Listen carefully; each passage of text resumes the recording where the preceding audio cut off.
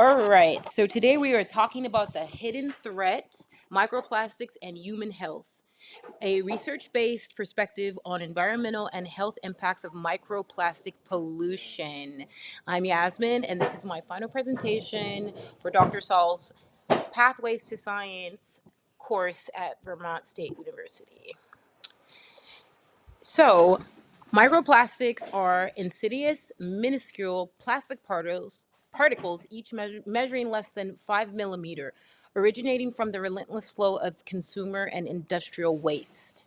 These particles infiltrate every corner of our world, pervading ocean, soil, air, and alarmingly, even making their way into human blood. This presentation undertakes a grave examination of the profound and potentially devastating impacts of microplastic exposure on both human health and the environment. Research questions: why it matters. How do microplastics affect human health and the environment? The issue is personal because of growing chronic health issues linked to environmental factors. It connects environmental and public health concerns that impact global populations. It's important because failing to recognize its significance can lead to overconsumption and more waste. And according to the San Francisco Standard, they found that there was in a single boba guy's tea, it contained more BPA than a person can safely consume in a year. This was part of a larger investigation into plastic chemicals in Bay Area foods. And they found that a significant percentage, 86% of tested samples, contained these chemicals, including BPA. The boba guy sample was particularly high in BPA. That is just a simple news article to highlight why something like this would matter. Scientific sources and evidence. We're going to be using a few different peer-reviewed, high-quality sources and evidence because the body of growing evidence is very strong and stark. So I really want to bring attention to that to show that this is a real profound and significant issue that we're facing, our environment and our bodies.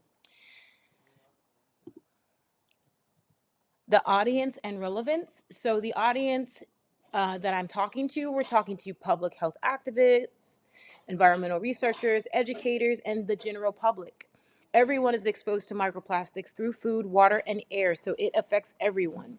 And the goal here is to raise awareness and drive individual and policy level changes eventually.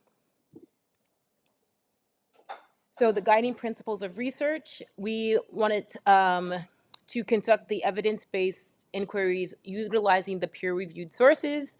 Again, this just maintains a very high standard of information that we're getting to help prove our case. And they ensure scientific rigor and reproducibility in their research methods. And we also want to foster accessible interdisciplinary communication to maximize impact across diverse audiences. So the hypothesis is if humans are regularly exposed to microplastics, then their presence will correlate with measurable negative impacts on health, including inflammation, hormonal disruption, and the gut microbiome imbalance. The environmental presence of microplastics. So in addition to health, we're talking about our physical environment. Sources would include cosmetics, textiles, packaging, industrial runoff. Major pathways are ocean, soil, air, and food chains. Wildlife studies show ingestion and bioaccumulation. So this stuff continues to accumulate in your body. And these microplastics can lead to physical harm and chemical exposure in marine and terrestrial organisms. Human health concerns arise from potential consumption through seafood and water supplies as we ingest these organisms that have bioaccumulated all of these microplastics. It's then transferred to our body. Human strategies to mitigate microplastic pollution include reducing plastic production, improving waste management, and promoting biodegradable alternatives. So although research continues to explore innovative solutions such as advanced filtration systems and public awareness campaigns to address this pervasive issue. So microplastics and human health, this is a recap. We have health risks, hormonal, reproductive toxicity, neurotoxicity. Plastic additives like BPA and phthalates are endocrine disruptors, and immune responses are linked to chronic exposure. The gut-brain axis and microbiome disruption.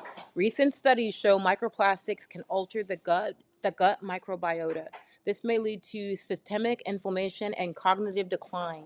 Microplastics may act as vectors for other toxins/pathogens.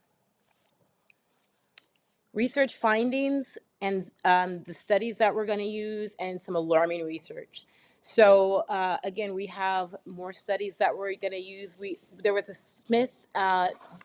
study from Smith from 2021. Microplastics were found in 100% of placental samples. 100%. And then there was another study from 2022 from Leslie, where microplastics in blood in 77% of all tested individuals. 77%. And then there was another study from Schwabel in 2019, and that had the presence in stool of, I can't see how many percentages, but basically they found participants across all of the continents had microplastics in their stool.